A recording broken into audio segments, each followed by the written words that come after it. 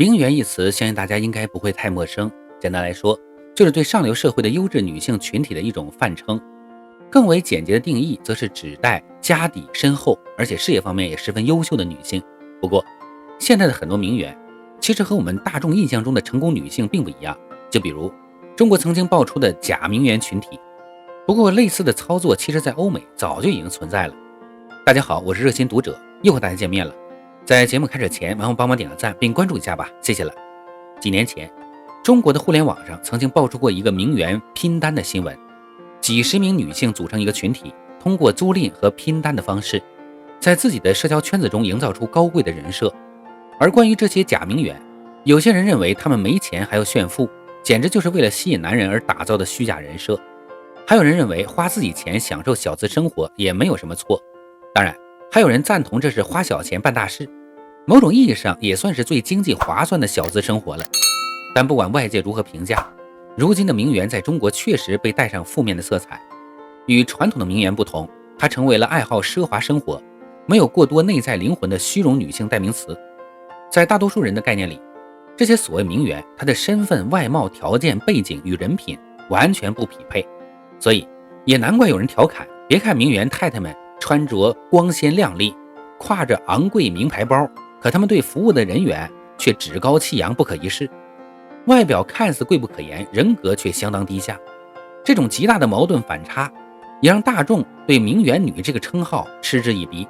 而关于假名媛，除了拼单之外，还有一个始终没有被确认的传言，就是那些专门打造名媛去攀附有钱人的培训班。对，就是某天王那个老婆。虽然名媛培训在中国是否存在难以被定义，但是相较于亚洲的隐晦，国外对于开办名媛班却相当大胆且开放。在欧美，名媛一词如果被翻译成中文的话，其实也可以叫做社交蝴蝶。这个名字的意义就是形容名媛像是蝴蝶一样，在无数花朵之间游刃有余。随着社交蝴蝶的群体日益庞大，欧美各国也诞生了名目繁多的女子学院、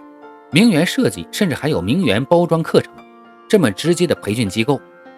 在形形色色的欧美名媛培训机构中，当属芬兰的名媛之岛最有名。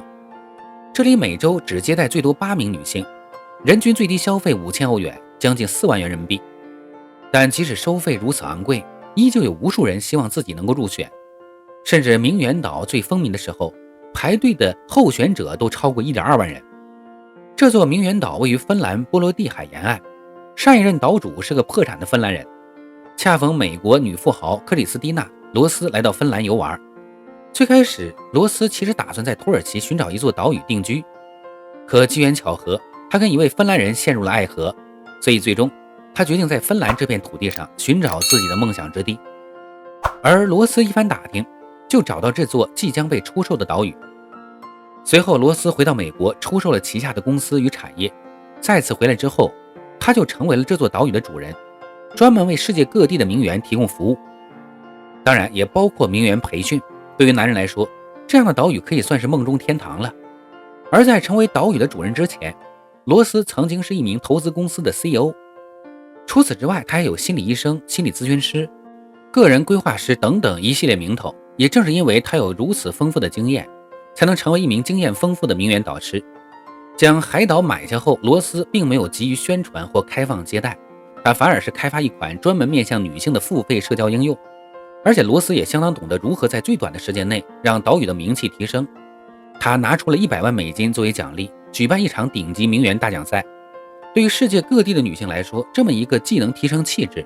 又能和其他名媛交流，最关键还能赚到钱的比赛，实在是太有吸引力了。短短5个月的时间，参与报名的人士就超过了30万。当然了，想要登陆这座岛是需要条件的，每一名参赛者都要贡献门票作为维护和运营名媛岛的费用。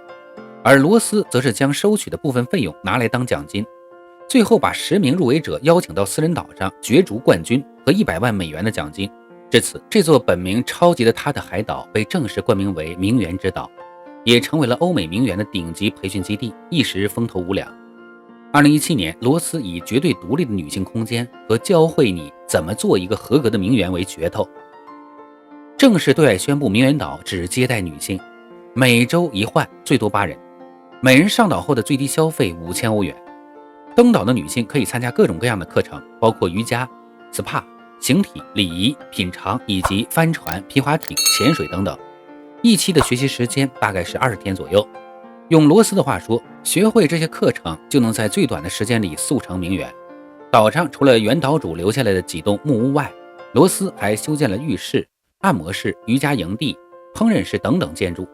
分布在34公顷岛屿的各个角落，由罗斯聘用的各行业顶尖管理者和从业者进行管理。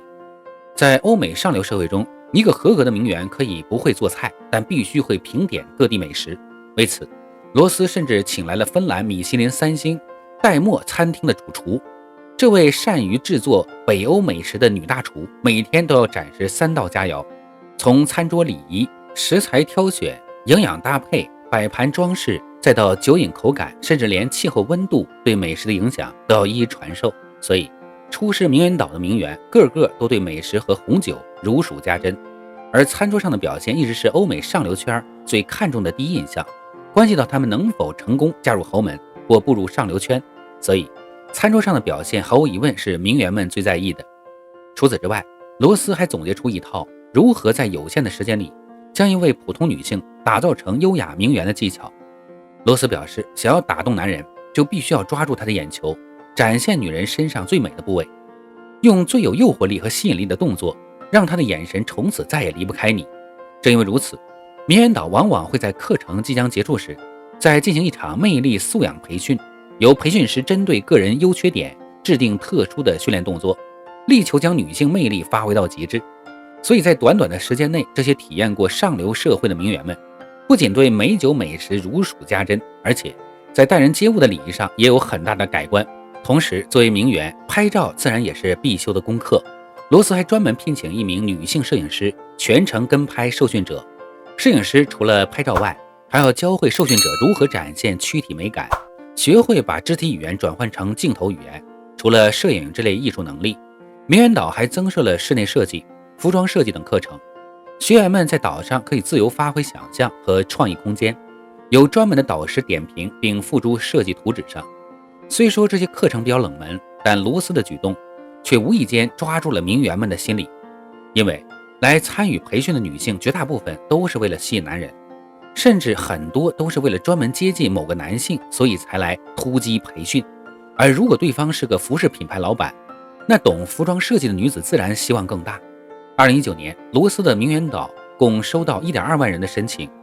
但直到2022年，罗斯也只接待了其中的400人。从收益的角度来看，罗斯完全可以将所有人都录取，但他却并没有这么做。用他的话来说，他成立这个名媛岛的意义，就是认为当代女性有些太过在意男人们的眼光了。只要有男人们在，他们就会梳妆打扮，到最后以至于都忘记自己的意义。他希望来到这座岛屿的所有女性都能够真正的释放自我，不必在意如何打扮自己，怎么舒服怎么来，不用再把精力分散到男人们身上。但实际上，这些名媛的真正意义和他设想的完全相反。他希望女性能独立自强，但来到这里的人呢，只是为了更快更稳定的对男人投怀送抱。至于他们能不能凭借速成的名媛身份嫁入豪门，这就是个未知数了。不过读者倒是觉得希望不大，这段20天的名媛培训对他们来说或许也只是个美妙的梦而已。好了，本期内容分享就到这里了，我们下期再见。